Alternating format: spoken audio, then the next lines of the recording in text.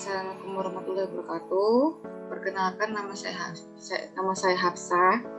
Di sini saya akan menjelaskan tentang konsep maslahah dalam ekonomi Islam.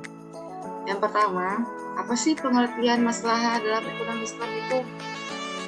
Nah, yang pertama kita jelaskan dulu ya maslahah musalah. Maslahah itu ada beberapa arti secara etimologi. Kata maslahah dari kata al-salah yang berarti kebaikan dan manfaat. Yang kedua, kata maslahah itu berbentuk mufrad, sedangkan jamaknya adalah al-masalih.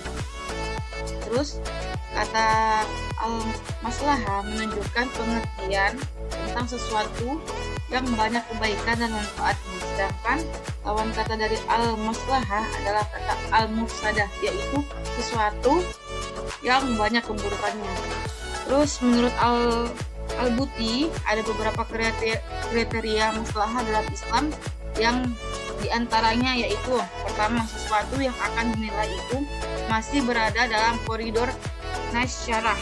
Yang kedua, sesuatu tersebut tidak bertentangan dengan Al-Quran. Yang ketiga, tidak bertentangan dengan Al-Qiyas, As-Sunnah, dan tidak bertentangan dengan masalah lain yang penting. Terus selanjutnya, berikut ini beberapa keunggulan konsep maslahah, yaitu yang pertama, maslahah subjektif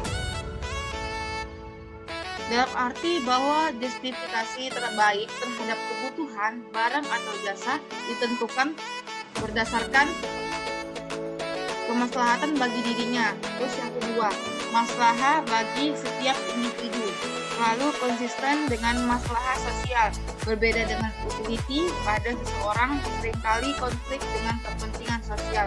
Terus yang ketiga, konsep maslahah menaungi seluruh aktivitas ekonomi masyarakat karena hal ini adalah tujuan konsumsi sebagaimana dari produksi dan transaksi.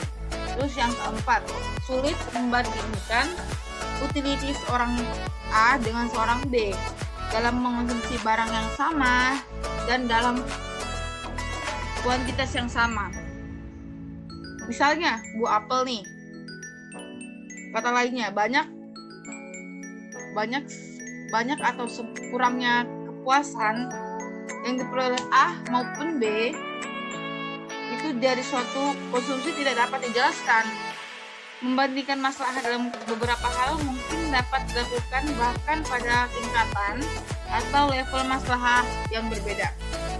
Terus selanjutnya, masalah diperoleh konsumen ketika membeli barang dapat berbentuk satu di antaranya itu manfaat material, itu seperti bertambahnya harta atau kekayaan lingkungan.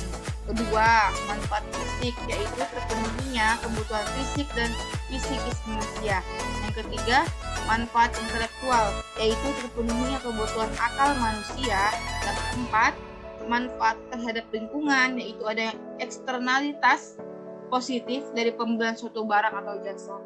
Yang kelima, manfaat jangka panjang, yaitu terpenuhinya kebutuhan duniawi jangka panjang. Menurut Abdul Wahab Haliyaf, maslahah mursalah adalah maslahah yang dimana syar'i tidak mensyariatkan hukum untuk mewujudkan maslahah. Juga tidak terdapat dalil yang menunjukkan atas pengakuannya atau pembatalannya menurut Abu Zar. Definisi maslahah mursalah adalah segala kemaslahatan yang sejalan dengan tujuan-tujuan syar'i atau dalam mensyariatkan hukum Islam kepadanya tidak ada dalil khusus yang menunjukkan tentang diakuinya atau tidaknya. Selanjutnya, kita kembali ke implementasi maslahah dalam ekonomi Islam. Sumber asal dari metode maslahah adalah diambil dari Al-Quran maupun As-Sunnah yang banyak jumlahnya, mungkin dapat dijadikan contoh yang tepat dan penting dalam penerapan kaidah tersebut mengenai pengaruh lingkungan pada hukum syar'i, yakni terhadap tindakan Imam Syafi'i tatkala pindah dari Baghdad ke Mesir. Ia telah merubah sejumlah besar pendapatannya dan membangun mazhab yang baru atau nama lainnya Qaulul Jadid dan berbeda daripada mazhabnya yang lama. Dan pada waktu di Irak diganti namanya dengan Qaul Qadim, padahal ahli fikih ia sendiri dan sumbernya adalah Al-Quran dan Al-Hadis yang tidak pernah berubah. Tetapi yang berubah adalah lingkungan baru dalam masyarakat Mesir yang menyebabkan terjadinya perubahan besar dalam pendirian dan ijtihadnya Imam Syafi'i. Perubahan-perubahan yang dilakukan Imam Syafi'i di atas tidak lain adalah disesuaikan dengan kondisi dan kemaslahatan umat. Dengan demikian, jika syariat Islam ini dipahami dengan mendalam, maka terlihatlah bagaimana prinsip kepentingan umum atau al-maslahah al-mursalah ini menduduki tempat menonjol dalam syariat.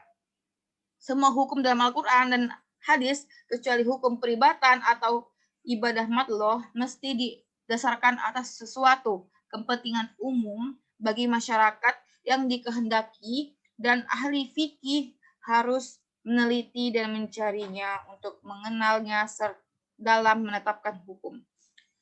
Sehingga dapatlah dikatakan bahwa penggunaan kepentingan umum ini adalah sebagai salah satu sumber jurisprudensi hukum Islam dan merupakan suatu hal yang telah disepakati sebagai metode alternatif dalam menghadapi perkembangan hukum Islam.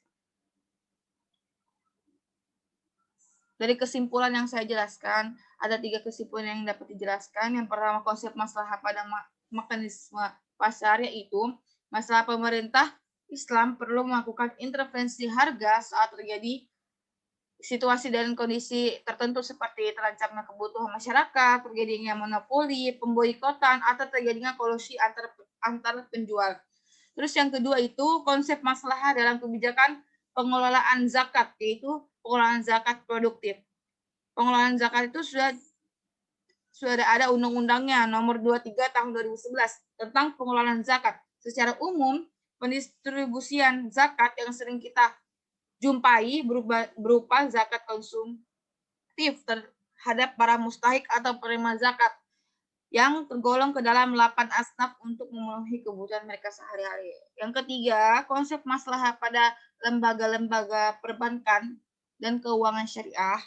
Perekonomian yang saat ini masih berbasis bunga atau riba telah menciptakan corak interaksi keuangan menjadi amburadul. Bunga ini membuat sistem keuangan dunia menjadi pincang karena terciptanya ketidakadilan bagi masyarakat, sehingga negara-negara miskin dan berkembang akan terus bergantung secara finansial kepada negara maju. Sekian dari saya. Wallahul muwaffiq ila aqwamit thoriq. Wassalamualaikum warahmatullahi wabarakatuh.